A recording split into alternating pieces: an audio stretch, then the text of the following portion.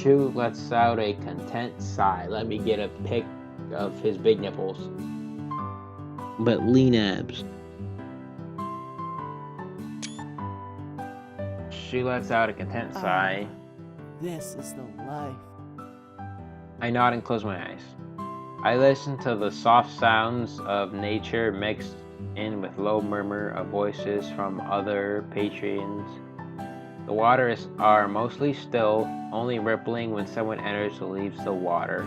I mean the spring. The water gently eases out any remaining tension in my muscles. And as I let out a deep breath, I wish this moment could last forever. Hey guys. Fucking dude. Akira? Akira. I blink my eyes open to the sound of a familiar voice. Akira has a small towel resting on his head. Fancy seeing you here. I was just about to say that to you. What are you doing here? I can't stay on campus today, so instead of practicing, my team and I decided to do the next best thing. Heal in the hot springs. I squint at the other men in the hot springs. No wonder why they all look my age. That's why everyone looks so familiar. Yeah, that's why. I'm surprised we didn't recognize you guys.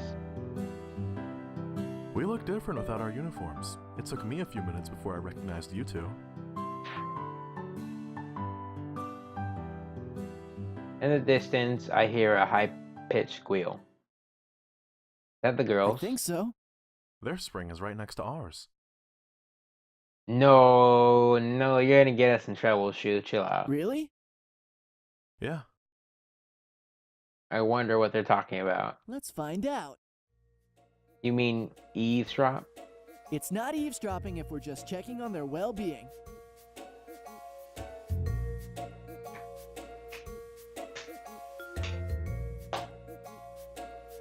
You know what? Let's do it, guys.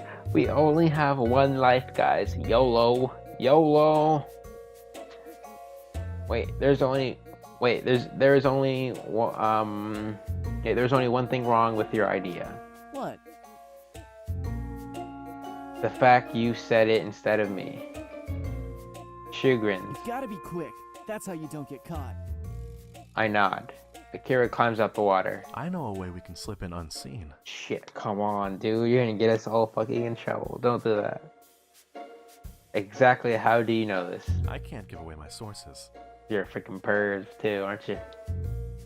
Shou and I look at each other, then shrug. I might have expected this type of behavior from Shou, but definitely not Akira. We follow him outside the pool into the changing room where we each grab towels. Then Akira leads us through an employee's entrance and into a tunneled hallway. The hallway opens right beside a large rock enclave surrounding the women's hot springs, which keeps us perfectly out of sight. No way, no. Giggles floating around us as we peek over the rocks. Just our luck. Valerie, Yuna, Mayu, and Kiori, and Mei are right in front of us. Shou and I share a look as if to ask, Mei's here too? Then we shrug. If Kira's here, it only makes sense that Mei would be here too, right? I don't know how. It's your turn, Valerie. This CG is way better. Let's get one for the thumbnail, guys. Okay. Truth or dare? Dare. Okay, truth. What? No, I picked dare. Right, truth. Mei turns to the rest of the girls. What should we ask her? Mei... Wait, Mayu blushes. What is it like being with a boy? She been with the boy before? I wouldn't know. Everyone stares at her with wide eyes. Mei's face turns even redder. Why would you ask me that? Because... you know... Even Kaori's cheeks are pink. I can't tell whether it's from the question or the heat of the water. Valerie blinks. Oh, right, okay. You see... I never had a boyfriend. Her voice trails off and my breath catches in my throat. Is this really happening right now? Shou and Akira both focus intently on the conversation. How do I put this? Nope. Pauses again as she thinks. Okay, basically, imagine you have a motherboard. On the different sockets, you have to add the different components. So first you put in the CPU, and then the RAM, a graphics card, some sort of storage drive. Just telling us how to build a freaking computer. Oh, and the power supply. You can't forget the power supply. That is what? Supplies power. And once all those pieces are ready, then it's time to make sure all the wires are connected. Some graphics cards require a 6-pin connector, while others need an 8-pin. Some also require 2 sets of connectors, depending on the power draw requirements. oh my gosh, get to the point. It's also important to pick a good case because you want to make sure everything is well protected but still has strong airflow. Having a strong cooling system is important when things heat up. Dude, this girl gets off on technology. As Valley continues with her explanation, the girls struggle to follow along. Mayu's brows are furrowed, but she nods every so often, listening closely to Valerie's words. Yuna seems to be plain confused. Although she tries her best to follow along, Gowrie frowns thoughtfully, and I can see the gears in her brain trying to piece together the image Valerie is describing. Only May sits with her brows raised and her arms crossed her chest. None of this makes sense. Valerie freezes, then looks a little panicked. What? May studies Valerie's expression and discomfort, then she smiles triumphantly as if she solved the puzzle. Oh, you've never actually been with. And you have. Valerie laughs loudly over May's voice. You're so silly, May. What are you even talking about? Your analogy doesn't describe it at all. Gowrie crosses her arms. If she's not right, then what's it supposed to be? May grins mischievously. Well, when a man and a woman love each other very much. Birds and the bees. Plop. I look over at Shou. He leans too far forward. You better run, run, run. Bail, bail. This is where you bail so hard and you guys run fast. As one, the girls look over in our direction and shriek. Run! Oh snap. We scramble to the safety of the hallway, heading back to the men's changing room. Do you think they saw us? They probably saw you, bro. The blood leaves Shu's face. No! Akira, please, tell me otherwise. It was pretty dark. Maybe they just saw a silhouette. For your sake, I hope that's all they saw. If I fall, I'm dragging you down with me. No, dude, I was in the men's hot springs the entire time. Isn't that right, Akira? Of course. Yeah, fuck you, Shu. You guys!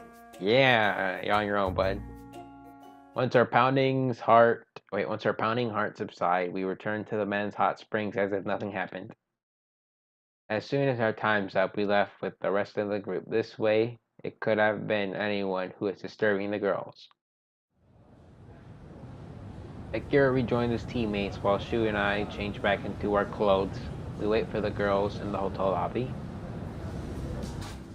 We agree to meet here for dinner, right? Shu answers nervously. Yep. After 15 minutes, they still haven't emerged. Shu shifts from foot to foot. Do you think they really saw me there and now they've gone ahead without us?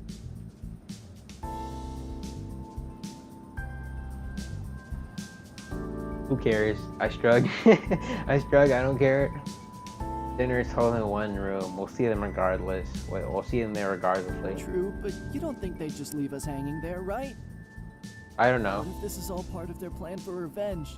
Leave us here waiting while they're all eating delicious food and laughing at us. Or maybe they've retired to one of their hotel rooms, dressed in their PJs, continuing their conversation. Give up, man. You freaking fell in the hot spring, dude. I'm just gonna stop you right there. But I was just getting to the good part. That's a pretty lame revenge as far as revenges go, though. I suppose that's true.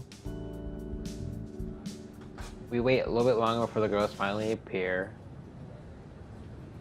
The music just stopped. Gowrie, Gowers at us as she marches over. Valerie and Yuna both look grave, and even Mayu looks stern.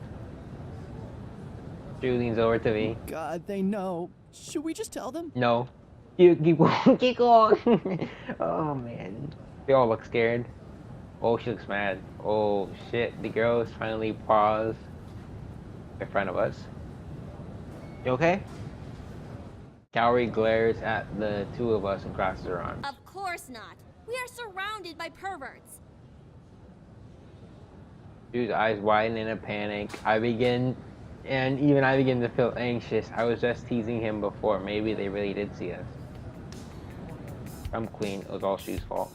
Okay. We gotta save again. We gotta save right here. We're saving over this last save right here, guys. I'm scared as hell, guys. Boom. Let's try to play it off. Really? Did something happen?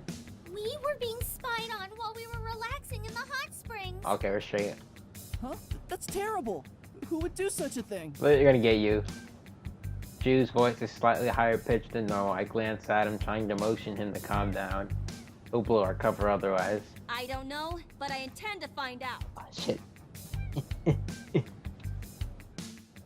Gowrie scans the lobby looking for perverts, I assume. He relaxes. Maybe you should just let it go. Man, shut the fuck up, Shou. What? How can you suggest that? Shut up, Shou. And let them get away with a free show? That was a good free show, right, Shou? Yeah. High five. No, I'm just kidding. That's not right. Just kidding. Shou and I instinctively take a step back from their indignation. Did you see who was watching you? No. Then how are you going to find them?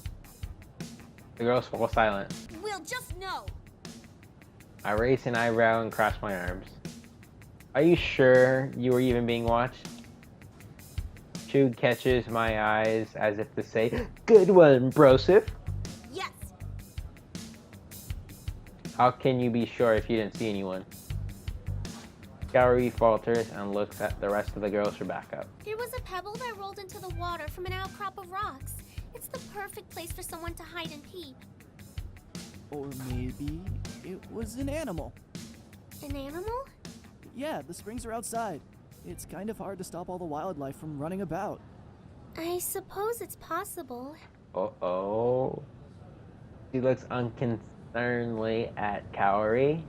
Or it could have been a person. Those rocks were a little too conveniently placed to have just been a careless animal. Mayu nods. We told the hotel manager about it too. So now they're aware and also on the lookout. Odd. Shit. Shou seems worried again. After listening to this conversation, I'm convinced they have no way of finding out it was us. Well, since you've already alerted the hotel, maybe we should just let them investigate and find the peeper, and we can just enjoy our dinner. You know, That's probably the best course of action. Thank God, I'm starving. Do you ever not think about food? I haven't eaten since lunch. I think I'm allowed to be hungry. Maya giggles. Let's go before you faint from hunger. I hope the food is good. I hope the food is good. Me too. The tension lifts as they walk towards the dining room. That was way too comfort. That was way too close for comfort. As soon as we arrive at the dining hall, we settle down at our table. The hotel offers a can't read that, a prix fix menu. PX menu.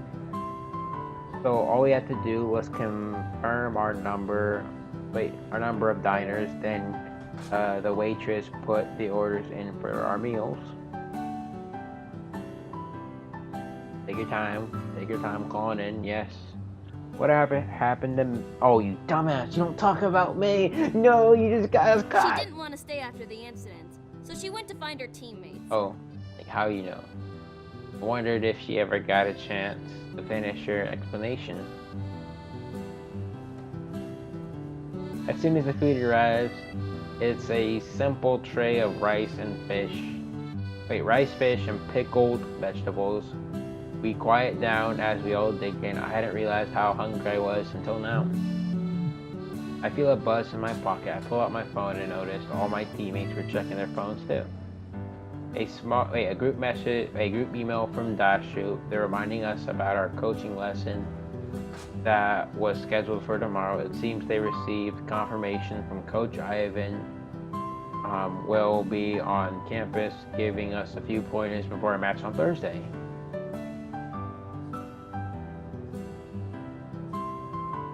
You know, there's a broad smile. Did you all get that email? Nope. Yep. I'm so glad Coach Ivan will be on campus. Me too. Oh, he's one of my idols. Everyone's your idol. And what was that guy? Something Beethoven? I don't know, some robot. Really? Of course. He's a working legend. In Beethoven? How come I've never heard of him before? He's almost as famous as the Akamis. Akamis. He looks thoughtful. Actually, Mayu, doesn't your family know him? Yes, but not very well. They respect each other, of course, but aren't close friends. That's why I've never met him. I'm looking forward to what he can teach this team. There's a reason why he's won 3 championships and received the MVP award twice. Wow, this guy sounds impressive. I heard no matter where he goes, he always wears his signature helmet. Valerie's heard of him too. Huh, I've heard that too. I wonder if we'll wear it tomorrow. Probably. The team continues to talk excitedly about tomorrow's training session. I soak in each story or rumor the team shares about him, and the more I hear about it, the more enthusiastic I feel about meeting him. After we finish up our meals, I want to take another dip in the hot springs. After all, my first session was kind of interrupted. Shou happily agrees, but the girls firmly refuse. They say their goodnights and retire to their rooms. Shou and I relax in the hot springs until we were both stifling yawns. Then we decide to return to our rooms as well. After all, we have early morning to catch. Train to catch, not training, train. I'm exhausted and collapse onto my bed. As soon as my head hits the pillow, I fall asleep. I'm woken up at the crack of dawn by the most irritating clucking noises. Apparently, Shou's alarm is of a rooster crowing. Bruh, why? Bruh. After the most unceremoniously stifling yawns and getting dressed, I make a quick sweep of the room to make sure I pack all my things. Shou had to make 2 sweeps because he kept yawning during the first and forgot where he'd already looked. Beep, beep, beep, beep, beep, beep, boom, boom, boom, boom, boom, boom. Okay. We all listen as we meet in the lobby. Mayu and Kaori both wide awake and as perky as either of them could ever be. Yuna and Valley seems even more exhausted than Shou and I. I wonder what was going on in their room. Before my mind wanders too far, I snap back to reality and glance guiltily at Kaori, who has her eyes narrowed. Can she read my thoughts too? Good thing I wasn't thinking anything perverted.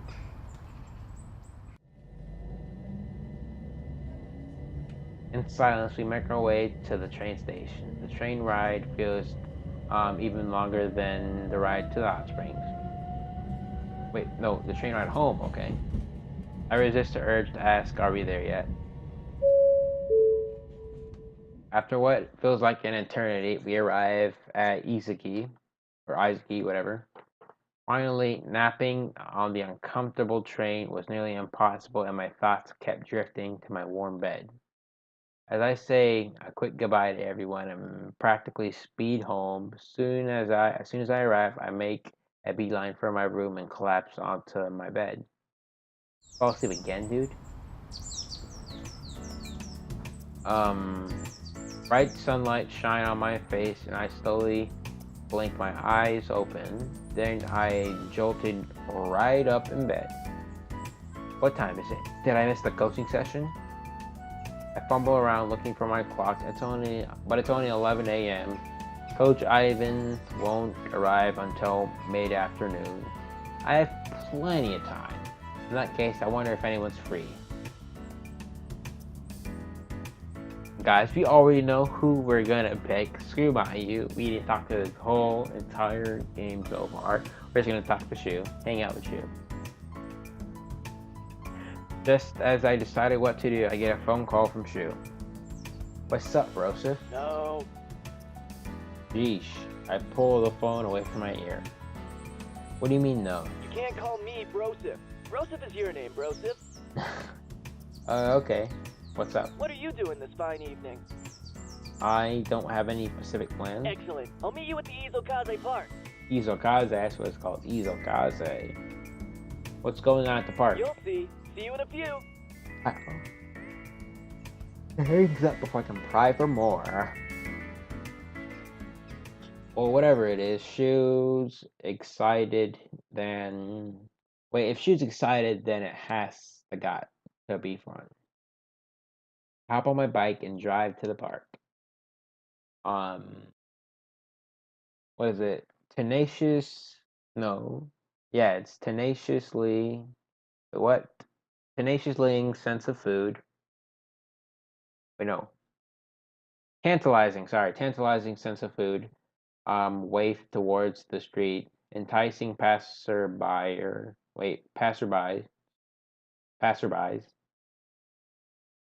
Sorry, can't read it right now. As I search for a parking space, the park is illuminated with hanging lanterns and packed full of stalls. Is this some type of festival? Maybe. Shou lingers on the outskirts of the park and runs over to me. There you are, Broseph!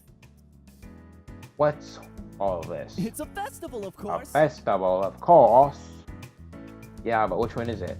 But which one? He looks, incredulous, I don't know. Jeez, you don't know? I'm sure I heard the word before. No. Did I? Of course! Everyone knows it's the Festival of Dongos! Frickin' dongos. You have no idea, do you? I just told you, they sell all kinds of dongo here. But why is there even a festival where they can sell dongo? Wait, I'm yawning. Might take a break here in a minute. He blinks. Does it matter? Now come on! Wait. Aren't we waiting for the others? Shou scratches the back of his head. This might just be a two-man operation. Excuse me, I have a girlfriend. Shou shakes his head. And she won't let you hang out with your guy friends? That's a shame. I didn't think you'd get whipped so quickly. I didn't say that. You certainly implied it. I have a girlfriend too, remember? You don't see shackles on me. Is she not joining? You're joking, right? It's reading week. She has me constantly studying and studying only. It's like being on house arrest, man. I barely managed to escape. He waves his arm around for emphasis. I mean, what she's doing is not essentially bad. I know. But sometimes it's good to just recharge the mental battery, you know? I figured the others would get on my case, but I can trust you, Broseph. Sounds like... what sounds more like you thought I wouldn't be studying? Was I wrong? I wouldn't say that. He grins. Then let's get started. The Adventures of Broseph and He Shou. grins. Broseph and Shou. I nod. Shou seems to be in an extra good mood. We enter the throng of people and browse different stalls. This area sells all sorts of crafts and clothing. A small doll dressed in a fitted kimono catches my attention. I stop Shou and further inspect it. The wooden doll has hair black as night and a dainty face with blushing cheeks and red lips. Maybe Kotori would like this. Buy it. How much for this? The vendor names his price and I pay it. Cautiously watches the transaction. Interesting choice. Is that a new thing you're into? It's a souvenir for my girlfriend. Shu's eyes go wide. What? You can't go buying souvenirs. Why not? Because now I'll have to buy one too. Sure, you can get one too. No, not this. I can't get the same one as you. She might find out and then she'd be upset. Okay, then look for something Ready else. for some food? Always. That's what I like to hear. That's what I like to hear, Broseph. We move away from the crafts area and straight into a sea of small eats. You can't decide on what to order and end up ordering one of each item. His arms are full with more dango than one man can eat. I manage to stop him before he applies some of this tactic to each vendor and convince him to eat what we have first.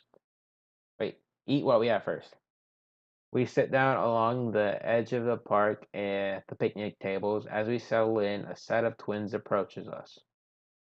Hey boys, are these seats taken? Yes. Though their faces are nearly identical, one of the girl has thick straight hair while the other one flows in a glossy waterfall down. Wait, what? Okay, down her back and ends right above her ample bottom. The second girl plays with her curls and lets them bounce between her bosom. Between her full bosom. They flash their smiles, revealing cute dimples, then sit across from us and set down the drinks. It's really nice of you to save us seats. They seem to be around our ages. The girls look. Hey, you don't say that, man. There's some girls who upload freaking Musicallys and Snapchats, and they're like 14 years old, but they look like they could be 19 years of age. The girls look at Shou with interest as they play with the straws in their drinks. Do you go to Ace? Considering Ace the only university around here, it's not an unusual guess. He seems dazed. Yeah, he's in the piloting program. Pilots? Shou nods, still confused as before. He shoots me questioning glances as if unsure whether or not this is actually happening. He's so out of his element. The girls each look at each other, then giggle. What are you doing after the festival? Oh, would you want to hang out? Shou's eyes widen. He looks at me in astonishment. He looks like he's about to greet when he quickly shakes his head. Actually, we have plans with our girlfriends later tonight. Aw, really?